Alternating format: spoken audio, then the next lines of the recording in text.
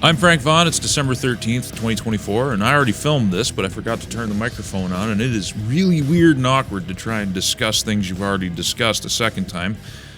But we're going to do it anyway.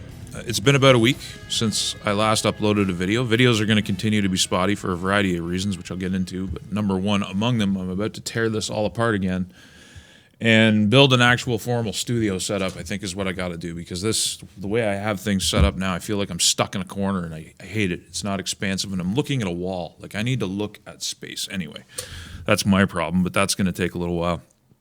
But I'll still be checking in. Look, we're still in the interregnum.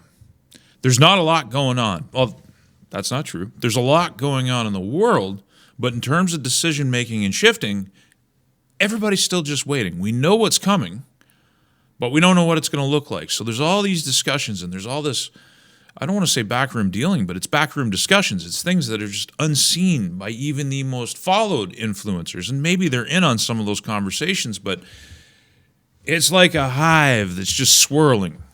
Nothing clear has come out of it yet. So we wait. And thank the Lord, we are that much closer to January 20th than we were before. And there are some anecdotal things. I guess they're not anecdotal. They're very real with very lasting consequences. The Biden administration is selling off all the wall pieces at fractions of a dollar in terms of cost just to try and curtail the Trumpian effort to secure the borders. It's so sick. It's so sick what they've done. That not only did they proudly allow this massive surge in illegal immigration, which has a huge criminal component, to come into the country. They lied about it. They denied it happened. Then they admitted it happened. Then they lost an election, and now they're proudly trying to curtail efforts to bring it under control. And they pretend to be your friend. Anyway, I didn't really want to get into that. I didn't get into that in the first video. I want to kind of focus just on Canada for a minute and our place in this, because we're part of this interregnum too. The country itself is kind of deadlocked. And we can't progress now until the Trudeau government falls. It's just the way it is. I'm hoping most of their legislation stays deadlocked in the Senate where it is, or in the readings that it is. Like, nothing's really moving. Nothing's really happening. It's obvious to me that we're getting down to the point where the only option that Trudeau has left at his disposal, as well as the Liberal Party, but the Liberal Party is kind of irrelevant. Right now it is very much all about Justin Trudeau and that Trudeau name and what he decides to do. We're not living in a very, first off, we know we're not living in a very democratic country, but the Liberal Party is not a democratic party. They are very top-down structured, and Trudeau is very tricky for them to try and navigate. He has to figure some things out. He's running out of steps.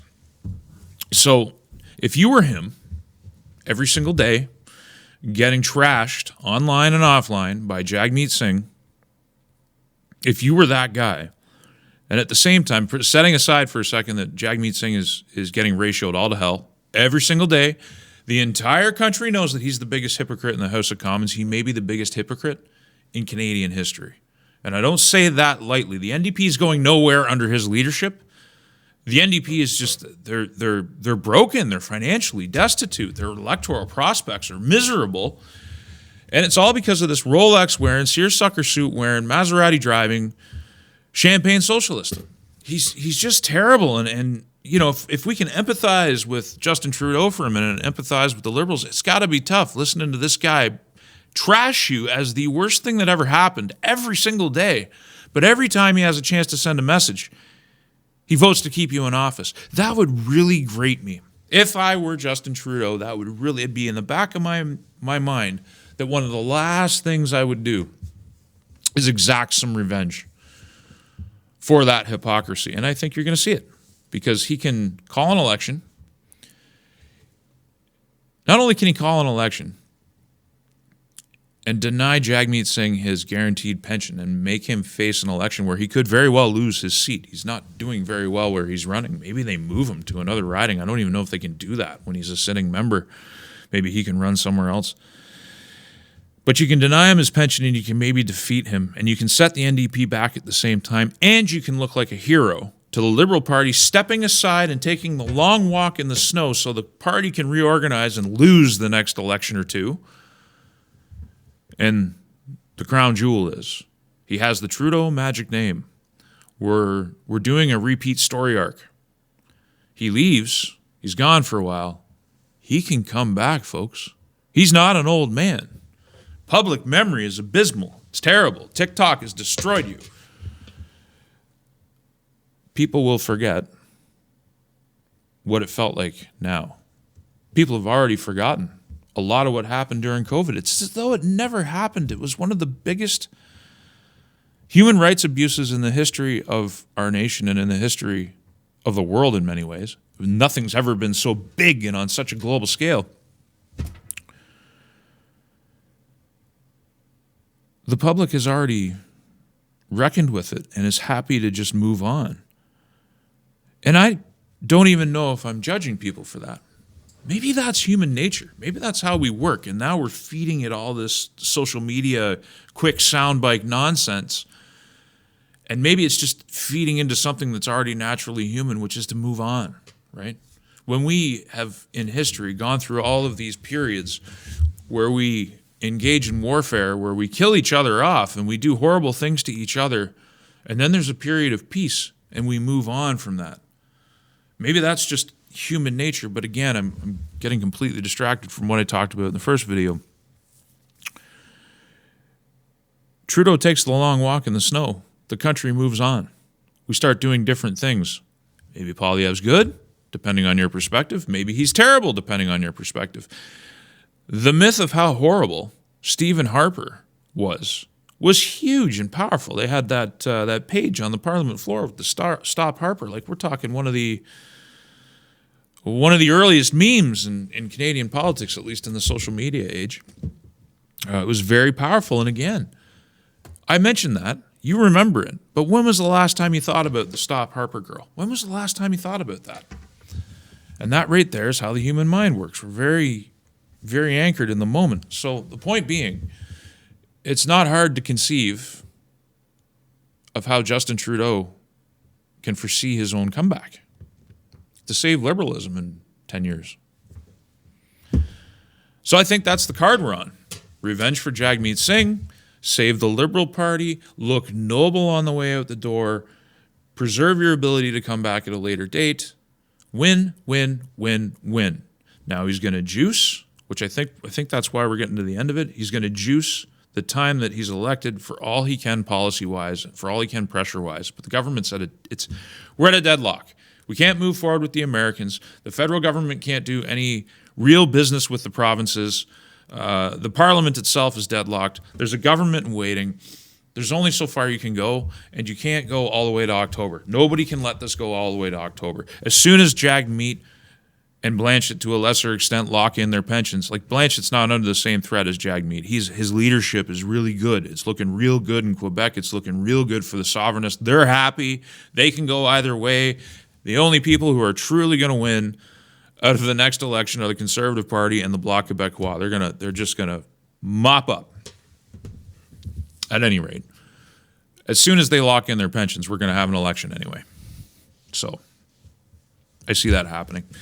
The serious situation, which I don't know how many of you are actually on X.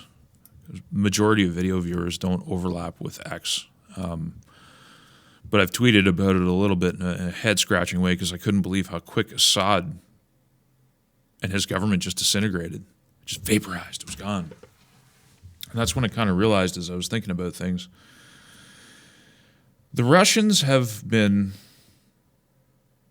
for a long time, remarkably clear. If the world could learn one thing, it would be to just listen to what they say and listen to what they don't say. They're probably the most straightforward read in geopolitics right now is to read the Russians.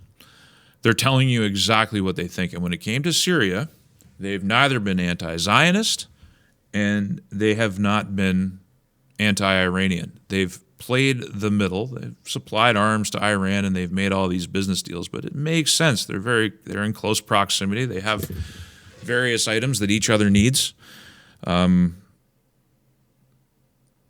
But they've been very neutral as regards the resistance alliance, or coalition. I can't remember what it's called, the resistance axis. I think that's what it's called, the resistance axis.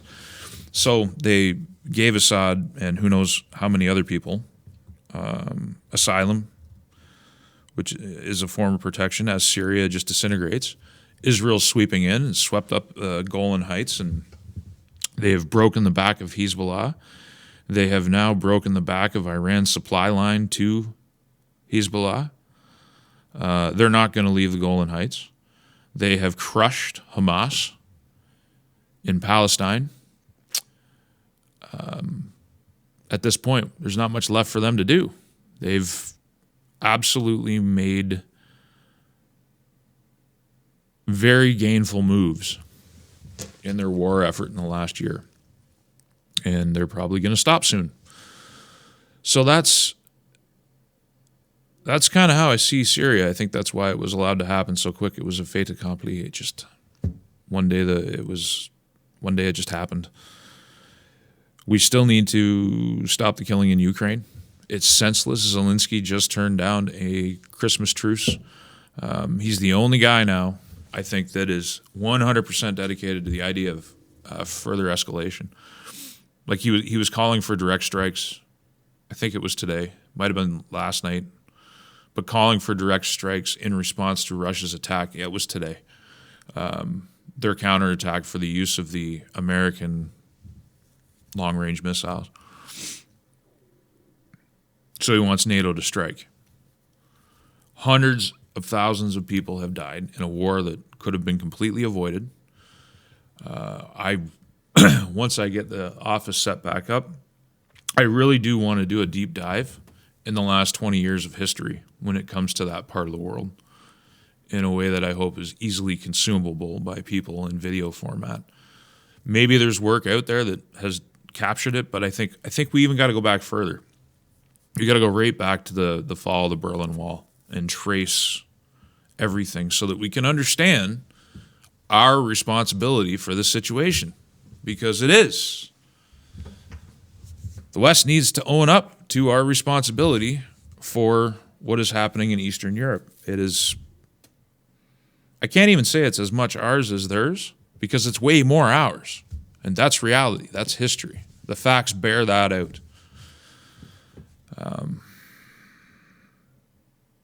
So yeah, we wait. And I would say just relax. When you wake up in the morning and you look at the news and the world has not blown up yet, that's all you need. Build yourself, do personal work. There's going to be a lot more to talk about, I think, as we come into summer, spring, summer, fall. Like, we're going to get busy. Things are going to be busy. Right now, things aren't so busy. And it's perfect. It's right around Christmas time. It's right around Hanukkah. It's right around the holidays, whatever you want to call it. So yeah, do your personal work. Rebuild your office spaces if that's what you're into. And try and relax, because right now you're just swimming in a sea of speculation. And I could do that too. I could sit here and I could speculate every single day. But I think that's a waste of your time. I think that's a waste of my time. And I think